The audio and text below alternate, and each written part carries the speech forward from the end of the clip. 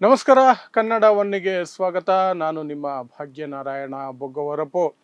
ಕರ್ನಾಟಕದ ರಾಜಕಾರಣಿಗಳು, ಕಾಂಗ್ರೆಸ್ ರಾಜಕಾರಣಿಗಳ ಅಥವಾ ನಾಯಕರ ವಿರುದ್ಧ ರಾಹುಲ್ ಗಾಂಧಿ ಈಗ ಕೆಂಡವಾಗಿದ್ದಾರೆ.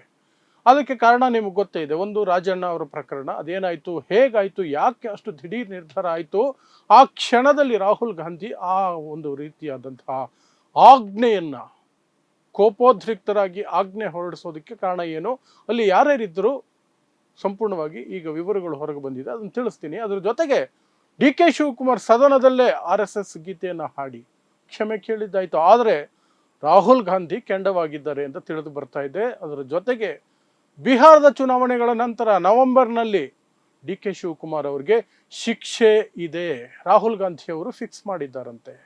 ಇಂತಹ ಶಿಕ್ಷೆಯನ್ನು ಕೊಡಲೇಬೇಕು ಡಿ ಕೆ ಶಿವಕುಮಾರ್ಗೆ. ಮುಂದೆ ಯಾರು ಸಹ ಇಂತಹ ಧೈರ್ಯ ಮಾಡಬಾರ್ದು ಅನ್ನುವಂತಹ ಮಾಹಿತಿ ಹೊರಗೆ ಬರ್ತಾ ಇದೆ. ಸೊ ಏನದು, ರಾಜಣ್ಣ ಅವ್ರ ಕುರಿತಾಗಿ ಆ ನಿರ್ಧಾರ ತೆಗೆದುಕೊಳ್ಳುವಂತಹ ಕ್ಷಣದಲ್ಲಿ ಏನೆಲ್ಲ ಆಯಿತು, ಮತ್ತು ಡಿ ಕೆ ಶಿವಕುಮಾರ್ ನವೆಂಬರ್ನಲ್ಲಿ ಯಾವ ಶಿಕ್ಷೆಯನ್ನು ನಿರೀಕ್ಷೆ ಇಟ್ಕೋಬಹುದು ಅಂತ. ಮೊದಲನೇದಾಗಿ, ರಾಜಣ್ಣ ಅವರು ಸಹಕಾರ ಮಂತ್ರಿಯಾಗಿದ್ದರು ಕರ್ನಾಟಕ ಸರ್ಕಾರದಲ್ಲಿ. ರಾಹುಲ್ ಗಾಂಧಿ ಈಗ ತಮ್ಮ ಜೀವನದ ಅತಿ ದೊಡ್ಡ ಹೋರಾಟದಲ್ಲಿದ್ದಾರೆ. ಏನಂದ್ರೆ, ಮತಗಳ್ಳತನ ಆಗ್ತಿದೆ ದೇಶದಲ್ಲಿ. ಪ್ರತಿ ಚುನಾವಣೆಯಲ್ಲೂ ಸಹ BJP ಮತಗಳನ್ನು ಕದ್ದು ಕಳ್ಳದಾರಿಯಲ್ಲಿ ಅಧಿಕಾರಕ್ಕೆ ಬರ್ತಾ ಇದೆ. ಅದು ವಿಧಾನಸಭಾ ಚುನಾವಣೆಗಳಾಗಿರಬಹುದು, ಲೋಕಸಭಾ ಚುನಾವಣೆಗಳಾಗಿರಬಹುದು, ಎಲ್ಲದರಲ್ಲೂ ಕೈ ಆಡಿಸ್ತಾ ಇದೆ. ಅದಕ್ಕೆ ಸಹಕರಿಸ್ತಾ ಇದೆ EC ಅಂದರೆ ಎಲೆಕ್ಷನ್ ಕಮಿಷನ್ ಸಹಕಾರ ಕೊಡ್ತಿದೆ. ಅವೆರಡೂ ಸಹ ಮೈತ್ರಿಯ ರೂಪದಲ್ಲಿ ಕೆಲಸ ಮಾಡ್ತಿದ್ದಾವೆ ಅಂತ ಹೋರಾಟವನ್ನು ಕೈಗೊಂಡಿದ್ದಾರೆ. ಅದರ ಭಾಗವಾಗಿ ಬೆಂಗಳೂರು ಸೆಂಟ್ರಲ್ ಲೋಕಸಭಾ ಕ್ಷೇತ್ರದ ಮಹದೇವಪುರ ವಿಧಾನಸಭಾ ಕ್ಷೇತ್ರದಲ್ಲಿ ನಡೆದಿರುವಂತಹ ಮತದಾರರ ಪಟ್ಟಿಯಲ್ಲಿ ಅಕ್ರಮ, ಅಥವಾ ಆ ಇಡೀ ಪ್ರೋಸೆಸ್ನಲ್ಲಿ, ಎಲೆಕ್ಷನ್ ಪ್ರೋಸೆಸ್ನಲ್ಲಿ ಆಗಿರುವಂತಹ ಅಕ್ರಮ ಅಂತ ಹೇಳಿ ರಾಹುಲ್ ಗಾಂಧಿ ಒಂದಷ್ಟು ಅಂಕಿಅಂಶಗಳು, ಸಾಕ್ಷಿಗಳ ಸಮೇತವಾಗಿ ಒಂದು ಪ್ರೆಸ್ ಕಾನ್ಫರೆನ್ಸ್ ಮಾಡಿದ್ರು. ಅದರಲ್ಲಿ ವಿವರಣೆಯನ್ನು ಕೊಟ್ಟರು. ಸುಮಾರು 1 ಲಕ್ಷ ಅಕ್ರಮ ಮತದಾನ ನಡೆದಿದೆ. ಆ ಕಾರಣಕ್ಕಾಗಿಯೇ 32,000 ಮತಗಳ ಅಂತರದಿಂದ BJP PC ಮೋಹನ್ ಗೆದ್ದಿರುವಂತಹದ್ದು ಅನ್ನೋದನ್ನು ಅವರು ಹೇಳಿದ್ರು. ಆ ನಂತರ ಆ ಚರ್ಚೆ ನಡೀತಿರ್ಬೇಕಾದ್ರೆ KN ರಾಜಣ್ಣ ಅದರ ಗಂಭೀರತೆಯನ್ನ ತಿಳಿಯುವಂಥದ್ರಲ್ಲಿ ವಿಫಲರಾದರು, ಅಥವಾ ಇಷ್ಟು ದಿನ ಏನೇನೋ ಮಾತಾಡ್ತಿದ್ದೀನಿ, ಇದನ್ನು ಮಾತಾಡ್ಬಿಡೋಣ ಅನ್ಕೊಂಡ್ರೆ ಗೊತ್ತಿಲ್ಲ. ಒಟ್ಟಿನಲ್ಲಿ ಒಂದು ಹೇಳಿಕೆಯನ್ನು ಕೊಟ್ಟರು.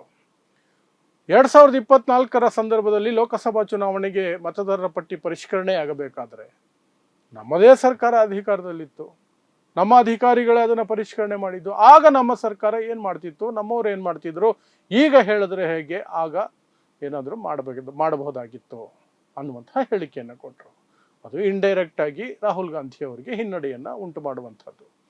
ಆದರೆ ಕರ್ನಾಟಕದ ಯಾವುದೋ ಮೂಲೆಯಲ್ಲಿ ಒಬ್ಬ ಮಂತ್ರಿ ಹೇಳಿದ ತಕ್ಷಣ ರಾಹುಲ್ ಗಾಂಧಿಗೆ ಅಷ್ಟು ಸುಲಭಕ್ಕೆ ಹೋಗಲ್ಲ. ಯಾಕಂದರೆ ಅವರು ನ್ಯಾಷನಲ್ ಲೆವೆಲಲ್ಲಿ ಬ್ಯುಸಿ ಇರ್ತಾರೆ. ಅದರಲ್ಲೂ ಬಿಹಾರದ ಎಲೆಕ್ಷನ್ ಟೈಮ್ ಬೇರೆ. ಅಲ್ಲಿ ರ್ಯಾಲಿಗಳನ್ನು ಆಯೋಜನೆ ಮಾಡುವುದರ ಕುರಿತಾಗಿ ಹೇಗೆ ಎಲೆಕ್ಷನ್ ಸ್ಟ್ರಾಟಜಿ ಮಾಡಬೇಕು ಅನ್ನೋದ್ರ ಬಗ್ಗೆ RJD, ಕಮ್ಯುನಿಸ್ಟು, ಇತರೆ ಇಂಡಿಯಾ ಮೈತ್ರಿಕೂಟದ ಸದಸ್ಯರೊಂದಿಗೆ ಬ್ಯುಸಿ ಇದ್ರು. ಅವತ್ತು ರಾಜಣ್ಣ ಅವರು ಹೇಳಿಕೆ ಕೊಟ್ಟಂತಹ ಮಾರನೇ ದಿನ ಒಂದು ಸಭೆ ನಡೀತಾ ಇತ್ತು, ಇಂಡಿಯಾ ಮೈತ್ರಿಕೂಟದ ಸಭೆ. ಆ ಸಭೆಯ ಸಂದರ್ಭದಲ್ಲಿ ಅಲ್ಲಿ ಅಖಿಲೇಶ್ ಯಾದವ್ ಇದ್ರು, RJDಯ ಯಾರದು ತೇಜಸ್ವಿ ಯಾದವ್ ಇದ್ರು, ರಾಹುಲ್ ಗಾಂಧಿ ಇದ್ರು, ಇತರೆ ದೊಡ್ಡ ದೊಡ್ಡ ನಾಯಕರೆಲ್ಲ ಕೂತಿದ್ರು, ಇಂಡಿಯಾ ಮೈತ್ರಿಕೂಟದ ನಾಯಕರು.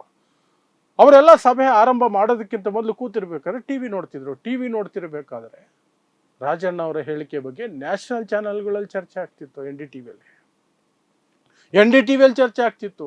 ಕಾಂಗ್ರೆಸ್ಸಿನ ಮಂತ್ರಿಯೊಬ್ಬರೇ ಹೇಳಿದ್ದಾರೆ ಈ ರೀತಿ ಹೇಳಿಕೆ, ಕಾಂಗ್ರೆಸ್ಸು ಸಹ ಅದಕ್ಕೆ ಹೊಣೆ. ಮತಗಳ್ಳತನ ಅಂತಾರೆ ಮತದಾರರ ಪಟ್ಟಿಯಲ್ಲಿ ಪರಿಷ್ಕರಣೆ ಸಂದರ್ಭದಲ್ಲಿ ಕಾಂಗ್ರೆಸ್ ಏನು ಮಾಡ್ತಿತ್ತು ಅಂತ ಸ್ವತಃ ಕಾಂಗ್ರೆಸ್ ನಾಯಕರೇ ಕೇಳ್ತಿದ್ದಾರೆ ಅನ್ನುವಂಥದ್ದು ಸುದ್ದಿ ಪ್ರಸಾರ ಆಗ್ತಿತ್ತು.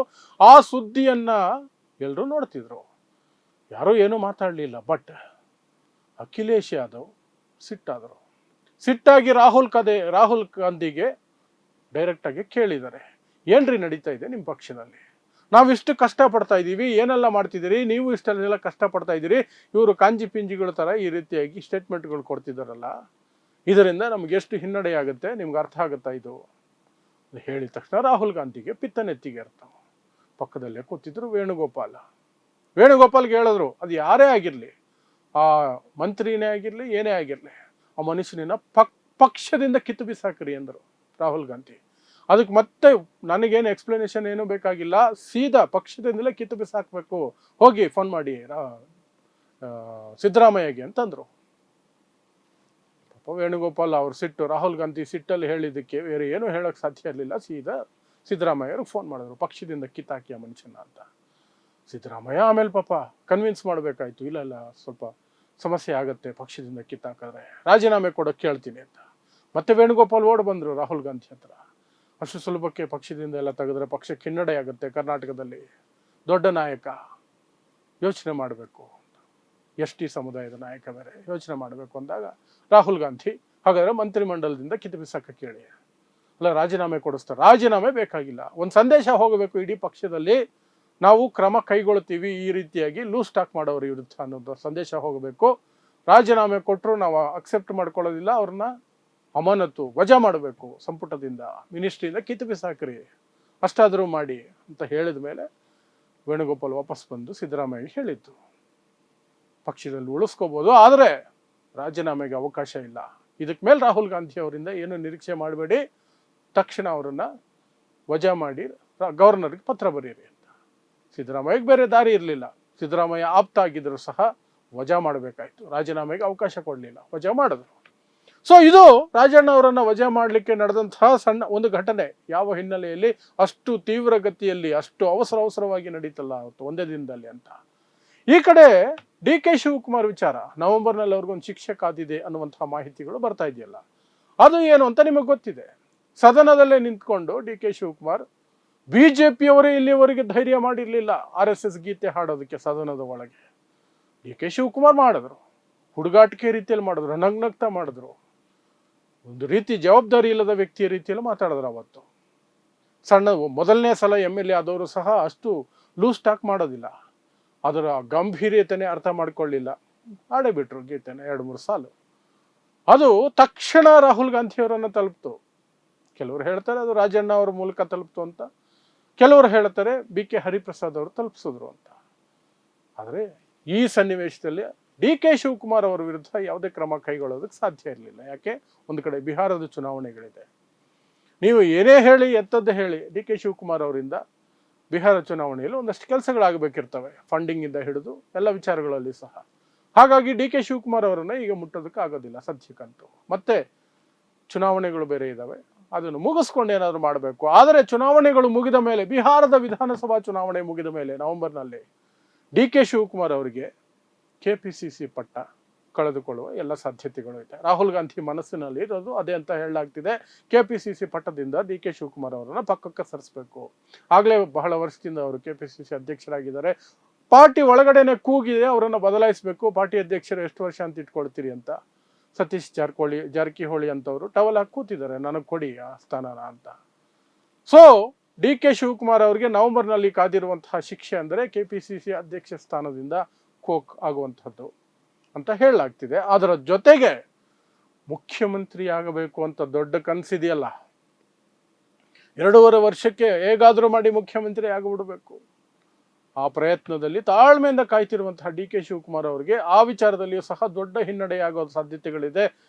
ಯಾವಾಗ KPCC ಅಧ್ಯಕ್ಷ ಸ್ಥಾನದಿಂದ ಹೊರಗೆ ಹಾಕುವ ಅಥವಾ ತೆಗೆದು ಹಾಕುವ ಅಥವಾ ಪಕ್ಕಕ್ಕೆ ಸರಿಸುವಂತಹ ಕ್ರಮ ಆಗುತ್ತೋ, ಅದಾದ ನಂತರ ಅಟ್ಲೀಸ್ಟ್ ಒಂದು 2-3 ತಿಂಗಳಾದರೂ ರಾಹುಲ್ ಗಾಂಧಿ ಅವರ ಹತ್ರ ಹೋಗಿ ಡಿ ಕೆ ಶಿವಕುಮಾರ್ ಕೂತ್ಕೊಂಡು ಮಾತಾಡುವಂತಹ ಪರಿಸ್ಥಿತಿ ಇರಲ್ಲ. ಸೊ ಮುಖ್ಯಮಂತ್ರಿ ಗಾದಿಗೆ ಅಥವಾ ಕುರ್ಚಿಗೆ ಬೇಡಿಕೆ ಇಡುವಂತಹದಕ್ಕೆ ಸಭೆಗಳು ನಡೆಯೋದು ತುಂಬಾ ಲೇಟ್ ಆಗುತ್ತೆ. ಆ ಲೇಟು ಮುಂದಕ್ಕೆ ಏನೇನಕ್ಕೂ ಕರ್ಕೊಂಡು ಹೋಗುತ್ತೆ. ಯಾಕಂದ್ರೆ ಮುಂದಿನ ವರ್ಷ ತಮಿಳುನಾಡು ಚುನಾವಣೆಗಳಿದೆ, ಆ ನಂತರ ವೆಸ್ಟ್ ಬೆಂಗಾಲ್ ಇದೆ, ಉತ್ತರ ಪ್ರದೇಶ ಇದೆ, ಸಾಕಷ್ಟು ಚುನಾವಣೆಗಳಿದಾವೆ. ಅಷ್ಟೊತ್ತಿಗೆ 2028 ಬರುತ್ತೆ. ಆಗ ನೋಡೋಣ ಬಿಡಿ ಅಂದ್ಬಿಡ್ತಾರೆ ಕೊನೆ ಕ್ಷಣದಲ್ಲಿ, ಅದಂತೂ ಗ್ಯಾರಂಟಿ ಅಂತ ಹೇಳಲಾಗ್ತಿದೆ ಈಗ. ಸೊ ಇದೆರಡು, ಒಂದು KPCC ಅಧ್ಯಕ್ಷ ಸ್ಥಾನಕ್ಕೆ ಕುತ್ತು, ಇನ್ನೊಂದು ಮುಖ್ಯಮಂತ್ರಿ ಗಾದಿಗೆ ಒಂದಷ್ಟು ಅಡೆತಡೆಗಳು.